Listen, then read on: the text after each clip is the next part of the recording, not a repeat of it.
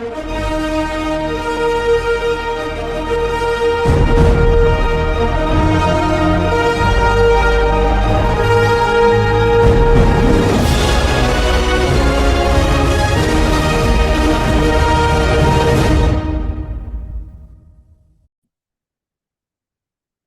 morning and welcome to the Morning Report.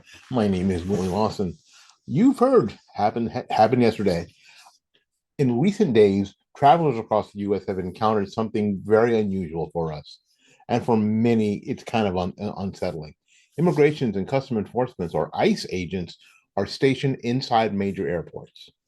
Images of armed federal agents standing near security lines, monitoring crowds, and interacting with passengers have spread quickly online. Some Americans see this as necessary to return to order. Okay. Others view this as troubling escalation of federal authority in everyday spaces. Okay. But what's actually happening is this. Are ICE agents replacing TSA? No, no, they're not. They are conducting immigration. Are they conducting immigration enforcement inside airports? No, that's not what they're doing. And what this does moment signal about the future of air travel, federal power, and public trust. Okay, now we're gonna take this apart. Right. Let you know what's happening. All right. Here's what's happening right now. The immediate cause. The presence of ICE agents in airports is not happening in a vacuum. It's a result of the cascading failure inside a critical piece of US infrastructure, airport security. The TSA, created after 9/11 to secure America's air travel, has been under severe stress due to a prolonged federal funding crisis. Thousands of TSA workers have gone without pay for weeks, leading to widespread absenteeism and resignations. I'm somebody who I get it. I absolutely get it. If you haven't paid me for this week, I won't be in next week. That's all there is to it. So at some airports, over 10% of TSA staff has called out. Hundreds have just quit entirely because they're tired of this happening. Security wait times have stretched to multiple hours. So if you're going to the airport and flying anywhere, my suggestion is get there about 4 hours early. And I know that seems ridiculous, but that'll give you some time. That'll give you some time to get your stuff and get there. And the line, it'll drive you crazy, but you'll get in the line early and you'll get to the air side and you'll be much calmer and much happier and less frustrated. I know that's 4 hours out of your life that you're spending on BS. I get it, but just do it. Okay. In Atlanta, the busiest airport in the world, officials warn passengers to arrive up to 4 hours early. 4 hours early. So if your flight leaves at 3 o'clock in the afternoon, have your butt there at 11 o'clock in the morning or even earlier. You might want to be there even earlier. Make a day of it. Okay. Make a day of it. Just decide if you leave them at 4 o'clock in the afternoon, you're going to be there at 9 in the morning. Get breakfast and do some shopping. Make a day of it. Like going to an amusement park. So this operational crisis is triggered by decisions to bring ICE agents in to stabilize the system. Because you know what'll happen. These lines get long and people get stupid, right? So let's be precise here, because this is where there's confusion and there's a lot of misinformation. ICE agents are not replacing TSA screeners. They are not running X-ray machines or scanning bags or performing full passenger screenings. Those responsibilities require specialized training that ICE agents generally do not have. Instead, ICE agents are being used for crowd control in security areas, because we know if things are moving slowly, some people will show their butts. You know that, right? They're managing the lines and passenger flow. They're moving people along and telling people to wait. They're the line leaders and the hall monitors, basically. And they're checking IDs before TSA checkpoints to make sure that you got all your stuff before you get there. Yes. So be patient. If if an officer asks you to present your ID, do that quickly and have it out so the next person can see it. That way you don't hold things up. And they're guarding entry and exit points. In short, they're functioning as force multipliers, freeing trained TSA agents to focus on technical screening tasks. So instead of TSA doing all that other stuff that isn't screening, the ICE agents are doing it. Okay. So federal officials have emphasized that this is their role. Their role is logistical, not operational in the technical sense, okay? And not primarily for immigration enforcement inside airports. They're not. So you're going to see on TikTok and the like that these people are looking for illegal immigrants in the airports. They are not. And and that distinction really, really matters. But it also raises some deeper questions. It does. Even if ICE agents are not conducting enforcement, their presence changes the psychological environment of air travel, especially for Americans. We are Some of us remember what airports looked like after 9/11. They looked like armed camps, and now they don't. They just don't, and we are used to that. In other places in the world, they look like armed camps, where you see police officers, they got their guns and they're patrolling the airport. That doesn't happen here. But airports are already high security zones. Travelers expect screening, surveillance, and some level of authority, but ICE agents carry a different kind of symbolism. Now, ICE is obviously not just another federal agency. Its mission includes immigration enforcement, deportation operations, criminal investigations tied to transnational crimes. So for many Americans, ICE represents law enforcement with teeth, not just security screenings. So when ICE agents appear in airports, even in a limited role, the signal is very powerful. This is no longer about screening bags and throwing away, too much deodorant. This is about enforcement, authority, and control. Now, public reaction, just like always, is split right down the middle. Some people believe that this is a good thing. They welcome the presence of ICE agents, seeing them as a deterrent to bad behavior, because as we see behavior that happens in airports, people are tired of it. A stabilizing force amid chaos, a return to seriousness and security. If we're going to be serious about security, we need a force. We need to show a force. Others have reacted with hostility, confronting the agents, questioning their presence. What are you doing here? Videos have circulated showing passengers shouting at ICE officers or recording them in the terminals. Now, this is also a concern from the civil liberties advocates who worry about this mission creep, because we see this all the time. We get in, we have this one thing to do, and then we're doing this, and we're doing this, and doing this, and suddenly it's something else. And the lack of transparency about authority and potential for abuse or overreach. All those things are possible. So even labor unions representing TSA workers have criticized the move. Well, because what happens is the labor unions, their leverage is gone.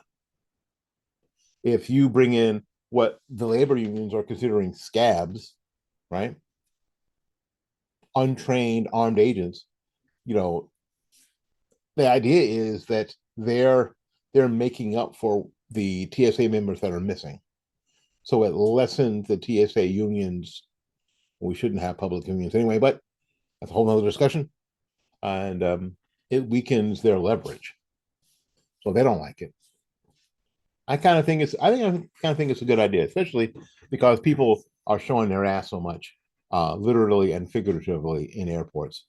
It sort of settles things down, and it gives the regular police some relief as well, and some help. All right, now here's a political layer. This is not just about airports. So to understand this entirely, you have to step back a little. And it's not simply a staffing workaround. It is happening in the middle of a broader political conflict over immigration policy, federal funding priorities, the role of enforcement agencies. Because the deployment of ICE has become part of a larger struggle between competing visions of governance. One side argues this: strong enforcement presence is necessary. Federal authority must be visible and decisive. Security cannot wait for political compromise. The other side argues this is a misuse of enforcement agencies. It politicizes airport security. Don't know how, but anyway, it risks normalizing expanded federal policing. Both sides are using this movement to reinforce their broader narratives. Okay. And here's where things get interesting. Here's where the conversation shifts from reaction to principle. Like I said before, in many countries around the world, armed security at airports is normal. Places like Israel or France or Italy. Passengers routinely see heavily armed personnel as part of airport operations. It's not controversial. It's expected. Now here in the U.S., because we are soft as a baby's butt, wrapped in cotton, the model has been different. Since 9/11, the TSA has focused on procedural security, screening and detection, standardized processes, civilians facing operations. That's what we get used to. The visible use of armed federal agents has typically been limited to air marshals, who are basically invisible to passengers, and local law enforcement, not federal immigration agents.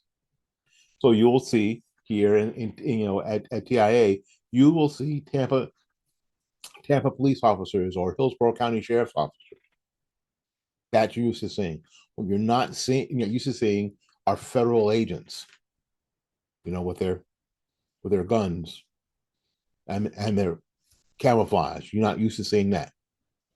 So I guess that could be a little disconcerting if you're not used to it, but we're not used to it here in the US. So the presence of ICE agents represents a shift, not just operationally, but culturally. And one of the biggest concerns raised by critics is what's known as mission creep. We talked a little about this earlier. Well, let's talk about what mission creep actually is. Right now, the officials say ICE is not conducting immigration enforcement in airports. Personally, I do not know why not, but their role is limited to support functions. But the infrastructure is now there. Personnel are in place. The authority is visible. Public exposure has already occurred. So they're already there. We've already seen it. The next step seems easy. Could ICE begin checking immigration statuses? Conduct targeted enforcement operations? Expand presence to more airports long term? There's no clear answer yet. We don't know. But the possibility is what fuels the concerns. I mean, and we got to be honest here. Certainly that could happen. And I'm going to tell you that not everybody would be against it.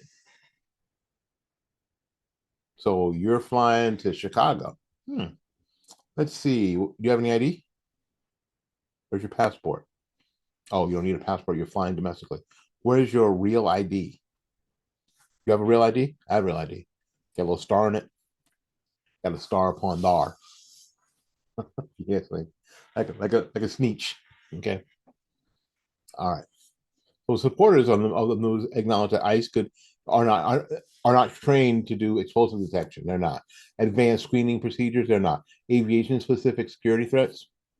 Those are specialized skills that TSA officers train for over months. So while ACE can help manage the lines and reduce visible chaos, they cannot solve the core bottleneck, the screening process itself. Some reports suggest, despite ICE's deployment, long wait times have persisted in multiple airports.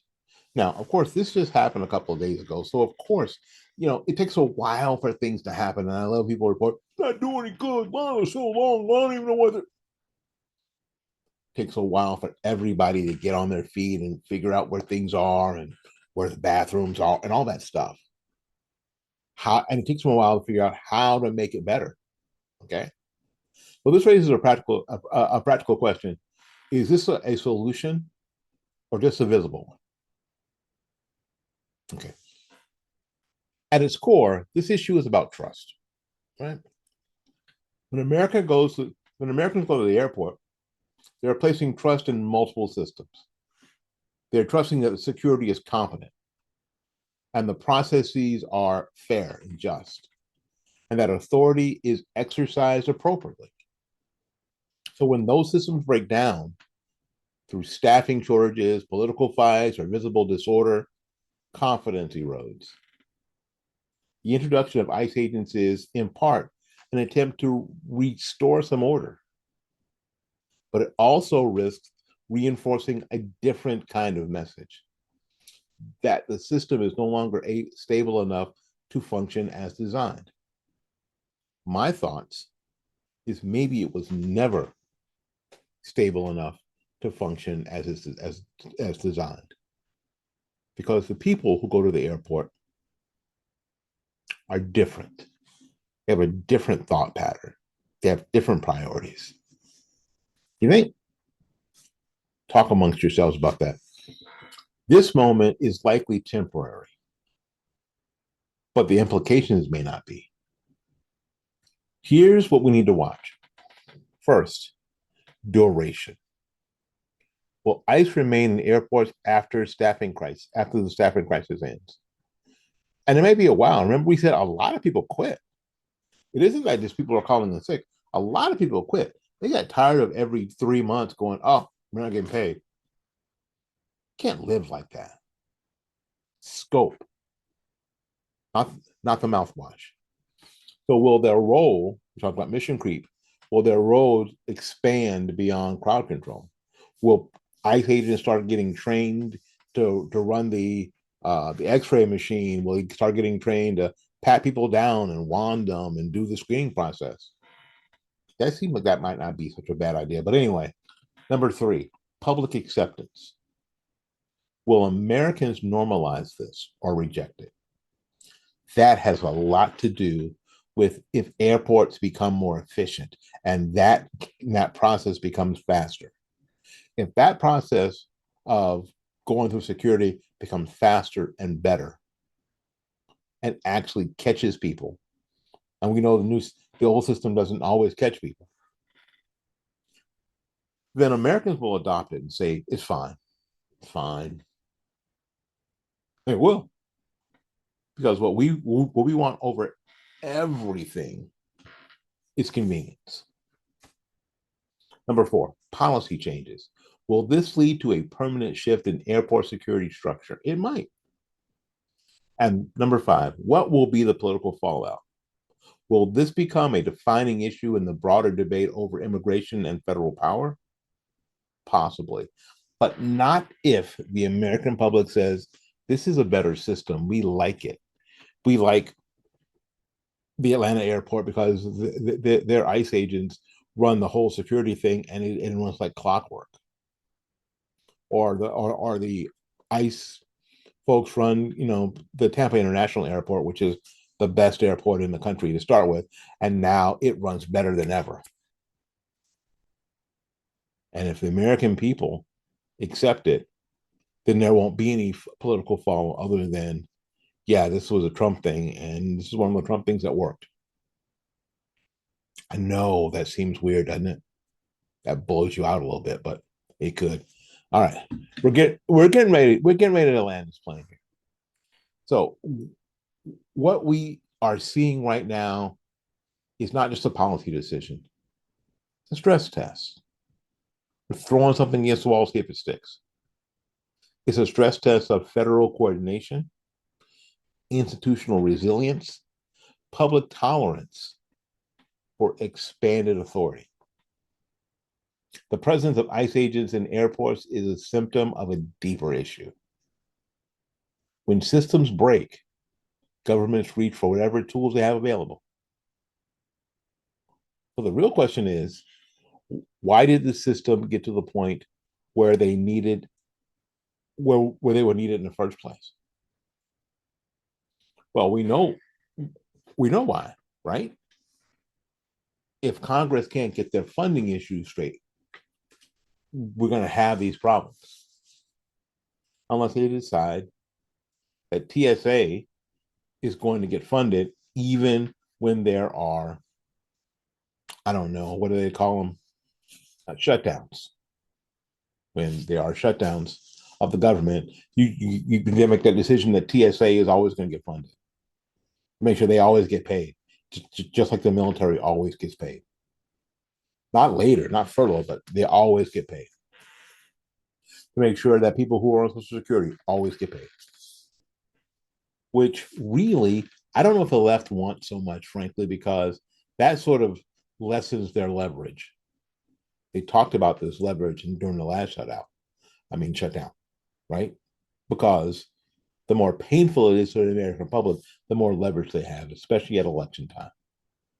So until that question is answered, this won't be the last time Americans see something like this. It won't be. All right, we got to get out of here, make before somebody else. So until we see you again, go out there and learn something, love somebody, and for goodness sakes, my friends, take care of yourself. We will see you when we see you. Bye bye now.